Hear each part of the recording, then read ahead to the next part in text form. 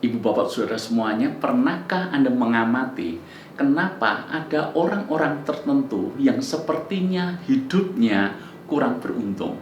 Yang dalam tanda kutip dia merasa hidupnya sial, nasibnya tidak baik. Bahkan mereka berpikir seolah-olah mereka ditakdirkan untuk menjalani kehidupan yang berat terus-menerus.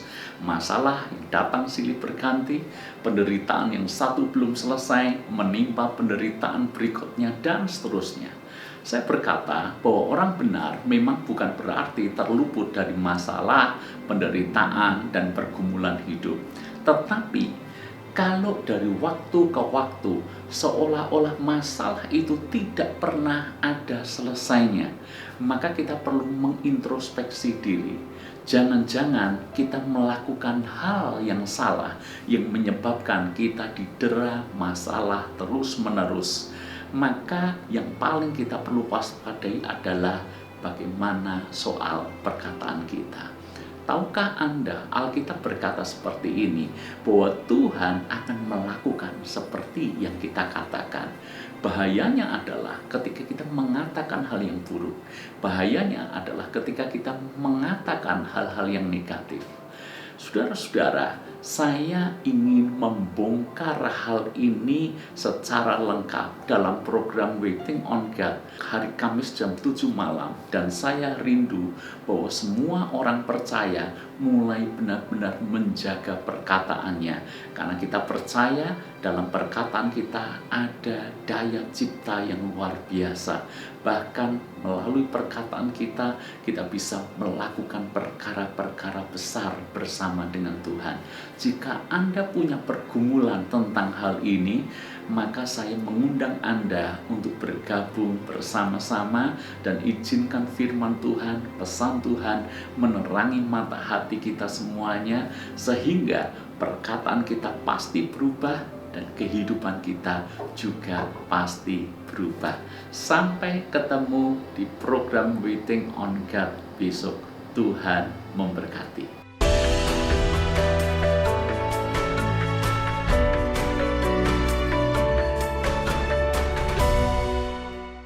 Berjumpa kembali dalam program Bible Everyday. Saya selalu rindu mengajak Anda untuk terus tekun membaca firman, menggali firman, merenungkannya, dan yang terpenting melakukannya dalam kehidupan sehari-hari.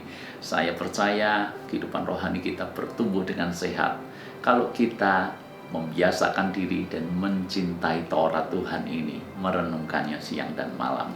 Mari kita belajar sama-sama 2 Tawarikh pasal yang ke-29.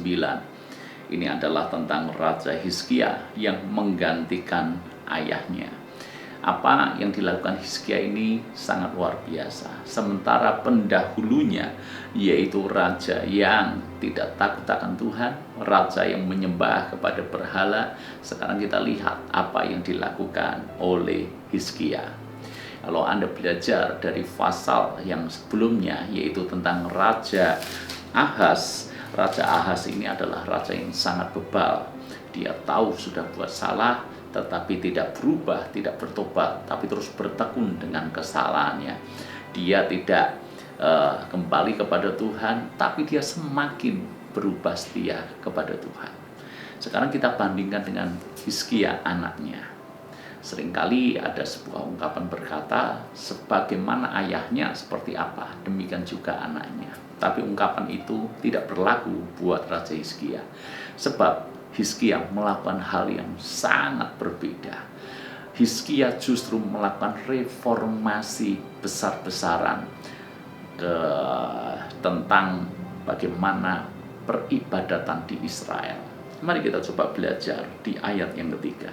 Garis bawahi kalimat ini, karena kalimat ini menjadi kata kunci untuk kita melihat kesungguhan hati Hizkia dengan Tuhan.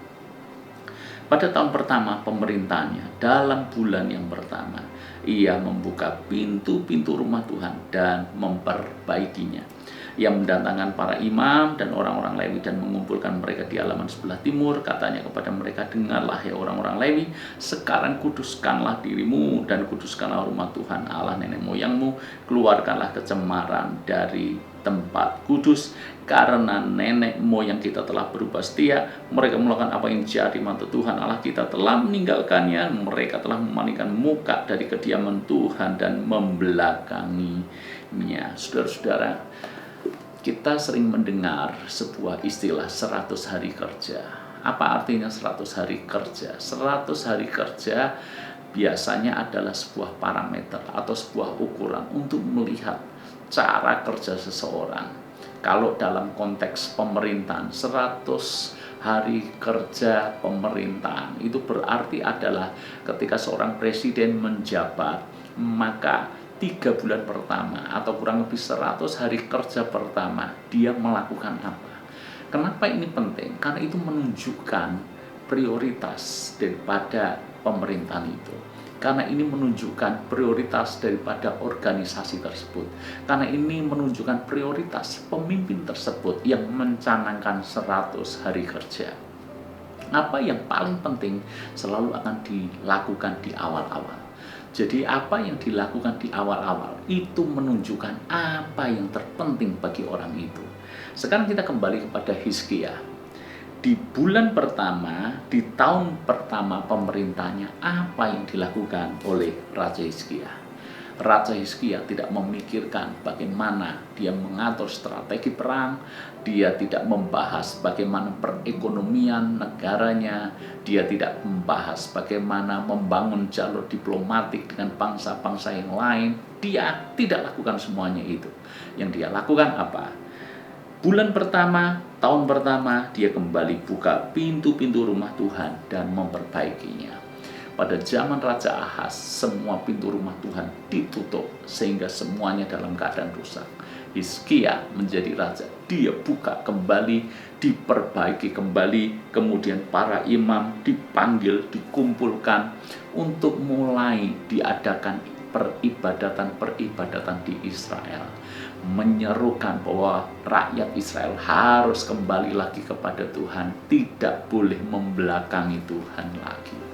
Kesungguhan hati Hizkia terlihat dari hal ini. Saudara-saudara, ini menunjukkan buat Hizkia yang paling penting adalah Tuhan. Yang paling penting dalam pemerintahnya adalah Tuhan. Yang penting dalam program-program kerjanya adalah Tuhan. Yang penting dalam seluruh hidupnya adalah Tuhan. Apakah hal yang sama juga berlaku dalam hidup kita? Apakah yang paling prioritas dalam hidup Anda? Apakah yang paling penting dalam pekerjaan Anda? Apakah yang paling penting dalam pelayanan Anda? Bahkan kalau kita bicara soal pelayanan, ternyata tidak semua pelayanan yang paling penting adalah Tuhan.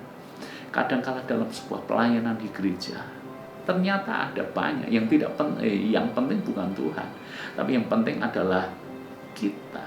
Yang penting adalah gereja kita. Yang penting adalah denominasi kita. Yang penting adalah program kita. Tidak selalu Tuhan. Makanya ini pertanyaan perlu kita renungkan dan perlu kita jawab. Dalam pelayanan Anda, mana yang terpenting? Jangan-jangan program lebih penting daripada Tuhan. Jangan-jangan merek lebih penting daripada Tuhan. Dalam pekerjaan Anda, mana yang lebih penting? Jangan-jangan profit lebih penting daripada Tuhan. Jangan-jangan cuan, jangan-jangan kesempatan-kesempatan lebih penting daripada Tuhan. Ataukah Tuhan menempati prioritas pertama dalam hidup kita? Dalam hidup kita sehari-hari, mana yang terpenting? Hobi kita atau Tuhan? Mimpi kita atau mimpinya Tuhan? Kalau kita merenungkan pertanyaan-pertanyaan itu dan dengan jujur menjawab pertanyaan-pertanyaan itu, sebetulnya akan tergambar hati kita ini berada di mana. Apakah benar Tuhan menjadi yang pertama dan prioritas dalam hidup kita? Kalau Tuhan menjadi yang pertama dan prioritas, jangan khawatir dengan apapun, karena sesungguhnya penyertaan Tuhan dinyatakan secara sempurna dalam hidup kita. Kalau pelayanan buat kita yang terutama adalah Tuhan, Tuhan tidak hanya akan memberkati pelayananmu, tetapi hidupmu juga akan menjadi berkat lebih lagi kepada banyak orang. Kalau dalam pekerjaanmu Tuhan lebih penting daripada uang, profit, cuanmu, maka begitu mudah Tuhan memberkati kita secara berlimpah-limpah. Tuhan, apakah